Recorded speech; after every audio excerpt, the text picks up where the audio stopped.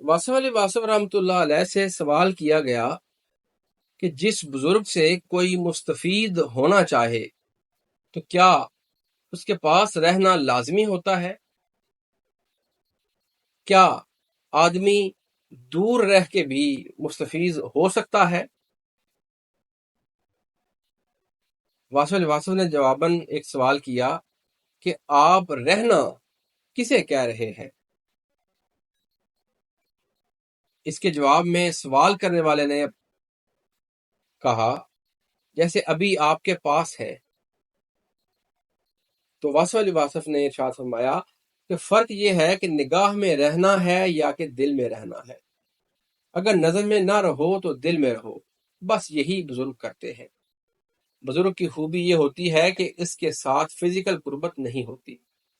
Physical قربت بھی ہوتی ہے مگر اصلی قربت وہی ہوتی ہے جو اسپرچول قربت ہوتی ہے، یعنی کہ اس کے دل میں رہنا، اس کے خیال میں رہنا۔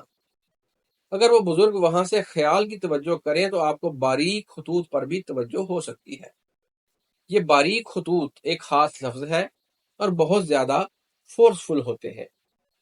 زندگی میں آپ جہاں بہت بڑی غلطی کرتے ہیں تو وہ وہاں بھی بزرگ آپ کو بچا سکتے ہیں۔ آپ چھوٹی غلطی سے زیادہ ڈرا کریں کیونکہ بڑی غلطی کا آسانی سے پتہ چل جاتا ہے، اور چھوٹی غلطی ایسی ہوتی ہے جس سے فالٹ فائنڈ نہ ہو سکے اور یہ زیادہ خطرناک ہوتی ہے۔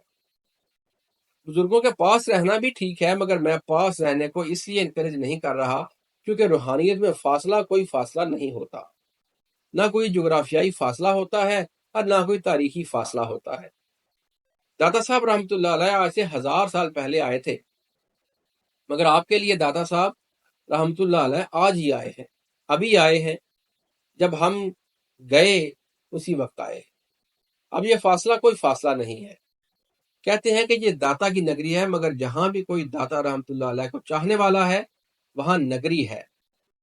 نہ یہ مزار کا نام ہے، نہ یہ مسجد کے مینار کا نام ہے، نہ اس خانقاہ کے ایریا کا نام ہے، بلکہ یہ محسوس کرنے والے اور دل میں رکھنے والے کا نام ہے۔